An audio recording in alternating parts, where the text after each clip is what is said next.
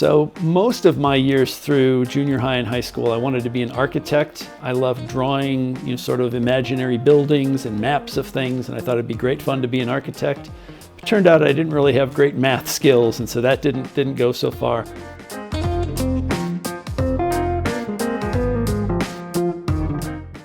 I grew up in small town Minnesota. My parents had a resort on the lake there. And my first job there was just helping out at that resort, cleaning cabins. And I still remember the smell of Pine Sol cleaner on a warm summer morning.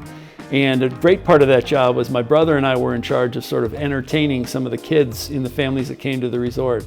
So we would take them water skiing, we'd take them floating on rafts down the little creek, and we got to build bonfires for them at night. So I was, in a sense, doing sort of student activities work at the age of 10 or 12.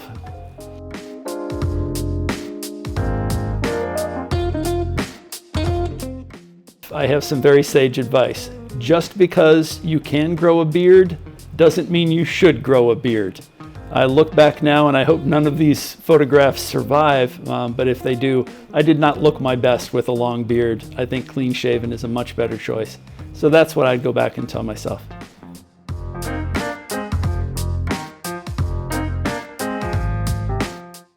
A good cup of dark roast coffee. And once I have that under my belt, then I like to go for a walk. And I found in my first days at Mount Mercy, I can walk for about a mile or a little bit more up the hill or around campus in the Mountain View neighborhood, and that's a great start to the day. After that, I'm ready to come into the office and begin my work.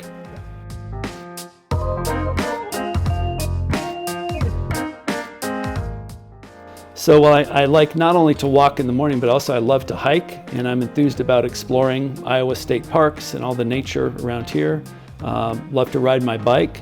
I've been a singer most of my life. I'm a baritone, been in choirs for many years. I've been a Boy Scout leader, and so a lot of outdoor activities and sort of mentoring and teaching young men in that setting. And I also collect antique maps. I'm a little bit of a history buff and geography buff.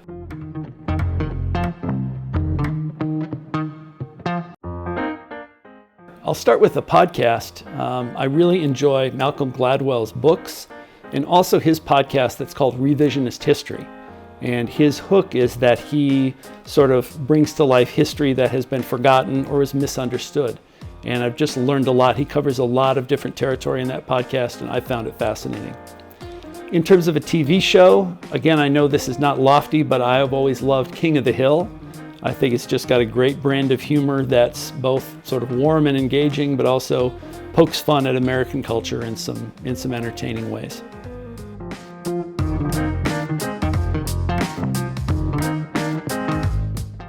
My wife and I have 3 kids, and my wife and all 3 kids are tremendous whizzes at movie and TV and music trivia.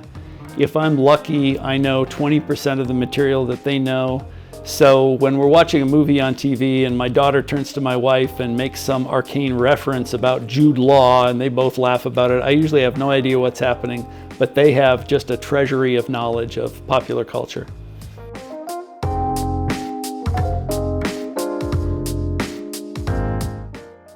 So since I was a boy, I have loved to doodle, to draw city maps, and I still enjoy doing that. And I will tell you, while I don't do it much, haven't done it much at Mount Mercy, sometimes in long meetings I'll still have a sheet of paper and a pen and I'll start drawing a city map with streets, freeways, railroads, maybe a seacoast, a river here or there. And so I want folks at Mount Mercy to know that when I start doodling, I'm still paying attention, there's no disrespect. It just actually helps me to focus, and I find that kind of fun.